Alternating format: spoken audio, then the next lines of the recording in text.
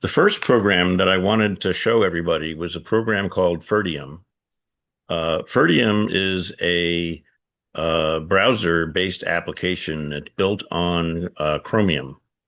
And you can put, as they say, all your services in one place. It's built by a community of people, so it's open source and free to use, and it works on Windows, Mac, and Linux. And you can get it from ferdium.org. And you can add the same service twice. So, for example, I have a free account for ChatGPT, and sometimes I need to upload files to Chat to have them look at something, and they only give you 3 or 4 of those a month. And so I created a second account. And if you're in a web browser, whether it be Firefox or Chrome, you're typically logged into the same. If you open up a new tab to the same ChatGPT, you're logged in already to the same account. This service allows you to log in twice with 2 different accounts. So I have 2 free accounts and I bounce back and forth between the 2 of them. If you have multiple Gmail accounts, you can do it that way as well. And basically, it allows you to stop using your browser for things that are really apps. And I consider AI to be an app. And if you can't find the service that they support automatically, you can do your own custom service. And I'll show everybody how to do that. When you go to the download page, you can download for Linux, Windows, or Mac. And I'm using the installer, the auto setup 64.exe. I think auto setup and 64 are the same. The only one that's different really are the bottom 2. If you would like to try it out first, you can download the portable version, and then it won't actually install anything onto your computer. It'll just run out of a single directory that you choose to run it in. You can download Ferdium using Microsoft Winget using the following command: winget install ferdium.ferdium. The second program, which is a sort of a competing program, that is a commercial app. It has a free version, but the free version is limiting. They want you to pay for their product, and they give you a 7-day trial of Pro, which I'm still in. I'm not going to buy the Pro version. It's too expensive for me. It also runs on Windows, Mac, and Linux. It's called Wavebox, and it has the free version. You can have a work and a home space, or you can call them whatever you want, and you get 2 groups or 2 apps in each. So you get a total of 4 applications. So if you're using it for AI, maybe you only have 4 AI sites that you use, or maybe you want to have one for email, one for AI, and you can do it that way. They charge $8.33 a month for the Pro version that gives you all of the features that I'm using now. For me, for my needs, I don't think it's worth the $8.33 a month. One thing that it allows you to do that's different from Ferdium is here it says one extension is available in the free version and all extensions are available in the paid version. What they're referring to is browser extensions. Ferdium doesn't support the ability to put in a Chrome Web Store extension, like an ad blocker or any of them. This program allows you to have one extension in the free version and unlimited Chrome Web Store extensions available in the paid version. So they recommend that you basically replace your web browser with their product and not use a web browser at all. It allows you to effortlessly switch between the different apps, and I'll show that to you. All of your apps in one place. Say goodbye to tabs that overwhelm people sometimes. And you most nicely is you can stay signed in. Even if you reboot your computer every day, when you launch the app, it will relog you into all of your apps so that you don't have to log into your apps a second, each time you start up your web browser. They have over 2,500 integrations that allow you to do all kinds of stuff. And that's the end of that one, end of that deck. Um, if you're trying to decide between Wavebox and Ferdium, I'm not going to cover everything here because we already covered most everything. Um, I'm going to just show you the products that make it easier that way. Um, the first product that I want to show you, I'm going to minimize everything and I'm going to go into Ferdium. And Ferdium, I'll maximize the page. And I'm also going to let you see my mouse cursor more easily. Under Utilities, if I load mouse highlighter, now you can see a little green dot where my mouse is. I have on my left-hand side here my simple login alias website that I use for email. I have a window for ChatGPT, and I'm logged in as Jake in this window. This is another ChatGPT where I'm logged in as John. I've got a free John and a free Jake. Discord, I'm not logged into right now. Gmail, I'm not logged into, but I could have it here. This is my Google Gemini, my Microsoft Copilot, which I'm not logged into. This is my pCloud drive, and I can manage my pCloud drive from here. NordLocker is locked right now, but I can unlock it with a password. This is one of my cloud drives, and my Proton drive, which I can log into. This is my Proton email. And here is Perplexity.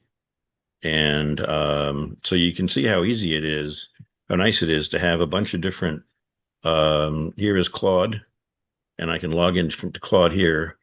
And basically, I'm going to, you can disable notifications or disable audio. So if any of these applications send you notifications that normally do a pop-up, you can disable them all at once for across everything.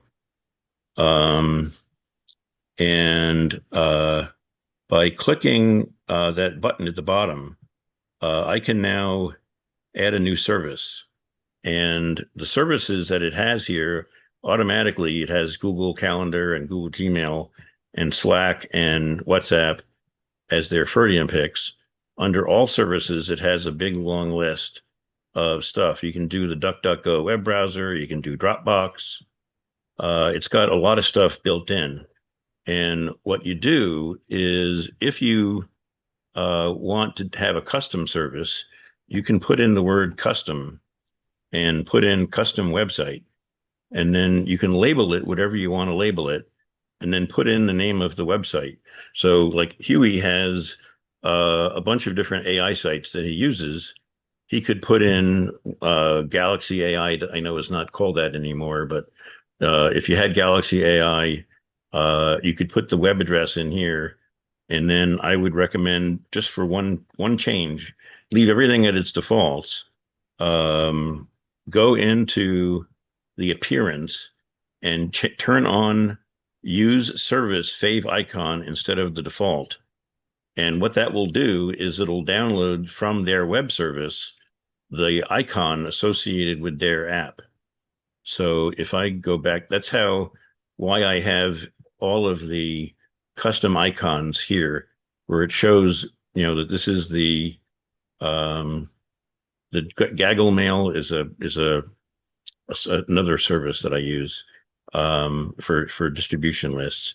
So if I want to add a workspace, I have an AI workspace, a main workspace, and you can create new separate workspaces. So you can put all of I could, if I wanted to, put all of my AIs in an AI workspace so that they're separated from everything else.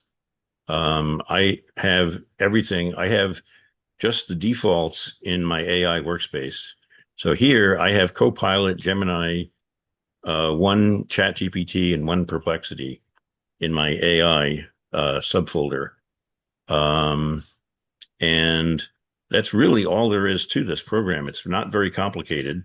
You don't have to log into anything, and you don't have to buy anything. And you can have as many icons as you want and as many categories as you want.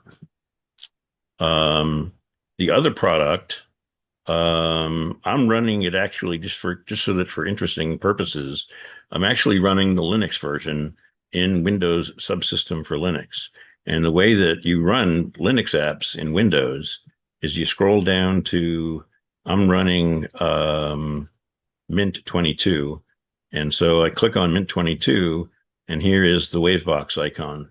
And this is in Windows. So for those of you who have been afraid to run Linux, if you run Windows subsystem for Linux, it integrates the Linux apps right into your Windows start menu. And it does this automatically for you. So if I want to run the Linux version of Chrome, you can see that each of these icons have a little Linux logo next to them. So anyway, I have it running already, and this is what it looks like. I'm looking at my Google Calendar right now. Here I have ChatGPT logged in as Jake. Here's another ChatGPT, and I'm logged in as a different user. I don't know why it's not coming up. Come on. And oh, here I am. And then I have Copilot in here, and I have a group over here where I can flip back and forth between my calendar and contacts. It has Google Drive in here, so I can get to my Google Drive. And if I want to, I can open up a new browser tab and go to any website I want to go to. And in addition to going to, I have tabs open to all of my different options. So here's my Google Contacts page. Here is my calendar. Here is my drive. And here's my email. So I have it all in one place, and it's all in this little group that I created. And the only reason that I can have more than 4 is because I'm using the free version in the 7-day trial. So if you have a maximum of 4, you can take advantage of the browser tabs as well as your little icons. And you can have a web browser tab. You can have you can add a new one, add a new space, and add space. It asks you to pick a color and then give it a name. We'll call it CFCS, and you add it. And now you can add a tab. You can add an app. And if you choose add an app, you can pick from their list of apps. They have popular apps, LastPass, LinkedIn, MailChimp. They got all kinds of stuff.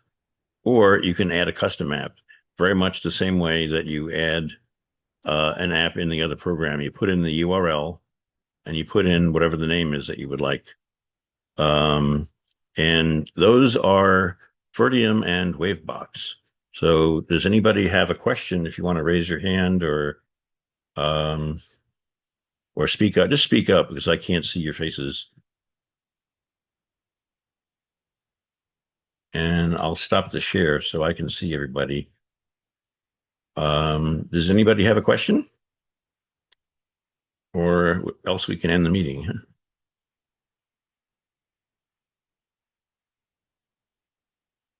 I guess it's quiet time.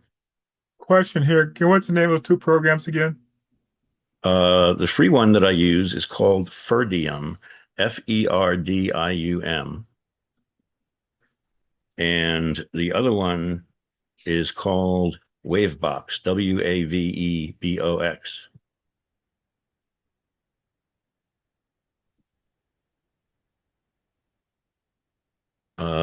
And I recommend Ferdium because it's free and you can put as many in as you want. Stephen? Yeah, I guess you've done your best to describe the benefits. I just don't see why not just simply use the browser for that. Well, for me, I like to have all my email in one place, so I use an email program called Thunderbird. I like to have all my AI in one place. I have a tendency to run more than one browser, and I have more than one window open in each browser. And if I want to quickly get to my AI, I want to do it, in a dedicated app. I just choose to do it that way. It's just personal preference, really. You just think it's more efficient and time saving to do it that way. Yes. Yeah. Okay. Very well.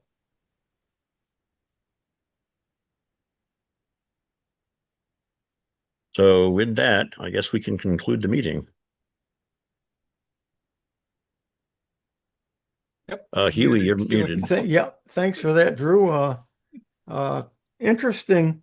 I think I might have some uses for it, but it's one of those things where you end up using a lot of time and going down a few rabbit holes. So not sure whether I'm going to do that or not, but Well, it's not. you can always get the portable version, and that Yep. way you're not compromising your computer, and you can play with it and see if you like it.